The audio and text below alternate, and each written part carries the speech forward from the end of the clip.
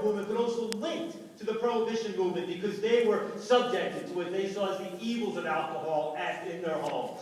All of this coming together to pass this amendment, this 18th Amendment, that created, as we know, a monstrosity of a public policy. A failed prohibitionist policy that was barely minimally effective in reducing the harms of alcohol, but monstrously effective in empowering organized crime and violence and corruption and all of the other evils. And then something else began to emerge. A counter-movement began to emerge. A counter-movement. People talking about what about the crime and the violence and the corruption? What about the overflowing jail cells and courthouses? What about the bootleggers and children growing up with criminals as their role models? What about the bootlegging across the borders? What about the hundreds of thousands of people dying of bad bootleg liquor? A women's movement came up, women for the repeal of prohibition, that became the most powerful movement for that. And then, of course, the Depression.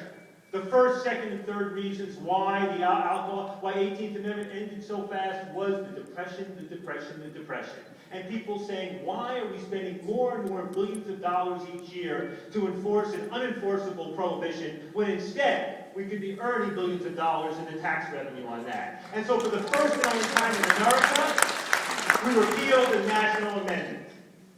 Well, something else came together some decades later. It was the late 1980s. The late 1980s of crack cocaine and the death of lead bias, of escalating levels of violence in the streets. It was the sort of half-generational reaction against the hippies of the 60s and the liberalism of the 70s and the conformism that set in the 1980s among young people. It was the Republican Ronald Reagan administration and Nancy Reagan saying, just say no, and people weren't yet laughing at her. It was the expansion of drug testing in our society, all coming together to make the drug issue the #1 concern in American public opinion 20 years ago, a period of mass hysteria when we implemented and passed some of the most draconian laws this nation has ever seen in a bipartisan consensus of drug war hysteria, where the Jesse Jacksons and the Charlie Rangels were barely distinguishable from the William Bennett's, where the Tip O'Neills were barely distinguishable from the George Bushes. And that created, with no small part of the disaster that we see today. And now, we're in another moment. And as we were in the early 1930s, yeah, we're hurting. We're hurting with the economic recession and unemployment levels like we have not seen in very, very long. Many people hurting, state budgets hemorrhaging, not knowing where our future lies and where the money must be. But there's an upside. There's a silver lining on that horrific financial situation, which is that more and more people, including even politicians, are realizing that we can no longer afford to pay for our prejudices, that we can no longer afford to be the world's largest incarcerator, that we can no longer afford to fill our prisons and jails with hundreds and hundreds of thousands of people whose only offense is to buy, to consume, to sell, to make, to use a psychoactive drug which happens to be criminalized because of laws that are steeped in racism and fear and ignorance. Yeah.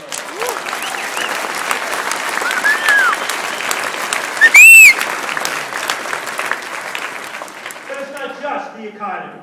As Beto O'Rourke said, it's what's happening in Mexico across the border, and it's what's happening in Afghanistan as well. When you see this vibrant, underground, black market economy worth hundreds of billions of dollars, ready sources of revenue for organized and unorganized criminals, for political terrorists of every stripe and every hue, dipping into that, the violence in Mexico has got people thinking. Two of America's major national security problems, apart from Iraq, Afghanistan, and Mexico today. And that's causing people to think afresh. It's causing the City Council of El Paso, it's causing the Attorney General of Arizona, it's causing members of Congress to say, maybe we better find another way. They're saying, I don't know if it's true, that half of all the money being made by the Mexican drug gangs is coming from the marijuana business. Is it right? I don't know. But what we do know is that ending marijuana prohibition is a highly effective way of undermining that violence.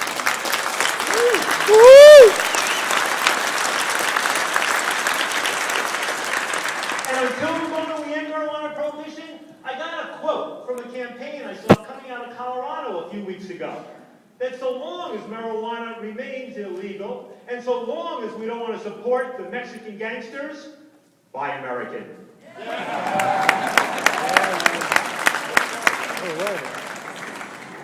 What else is it? It's all of the, it's the way in which we bizarrely have to thank George Bush and Dick Cheney, right? Because they brought disrepute to almost everything they touched. And part of what they touched was this drug war, part of this oppression, this closing of debate, and what have you. And it meant all of this sentiment, this desire for an opening of a debate, just brewed and brewed and got bigger and bigger and waiting to pop out. You know, I am so glad that Barack Obama is our president. It's what I dreamed about all of my lifetime, to be happy and proud about some guy sitting in the White House, a man who I believe has the political vision and the courage and the ability to articulate what the American people needs today and what the world needs today. I'm going to give him a lot of benefits of doubt, because I think the struggles that he is confronting are extraordinary, are enormous. I think in many respects they are greater than the challenges that FDR faced when he came to power.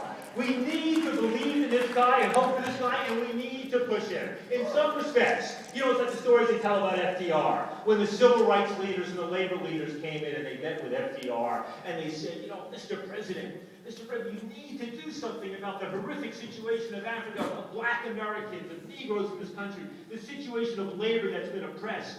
And what did FDR do? He looked at him and he said, I know you're right. Now make me do it. And what he meant was go out and change the political landscape so that I have no alternative but to do what is right.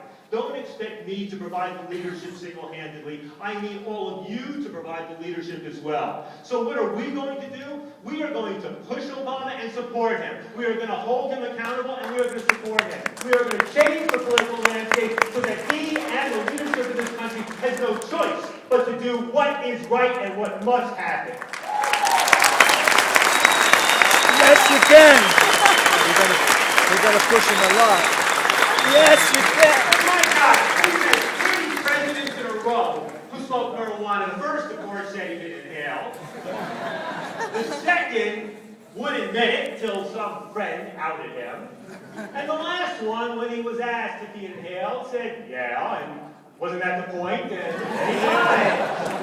Well, you know, he's not about to go celebrate marijuana, but the fact of the matter, he's a different person in there, and he does get it. Yeah. Now, I was a little pissed off in that little town hall meeting that he kind of dismissed the whole thing. But, you know, the fact of the matter is, this is not an issue. There is no issue of this kind of moral intensity, whether the issue is abortion or gay rights or the issue of drugs, where the White House can provide the leadership. This is stuff where things have to bubble up from us as citizens and activists into local communities and cities and counties and states until it penetrates Congress. It's up to us to make that happen. We have leadership in Congress right now. I'll tell you something. Who is in charge of Congress right now? Nancy Pelosi. Nancy Pelosi from San Francisco.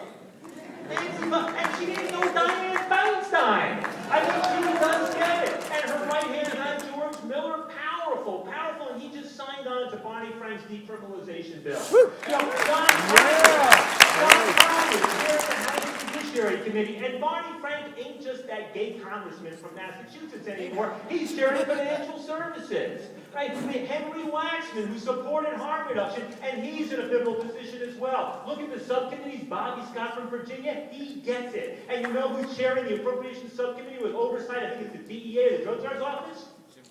Dennis Kucinich.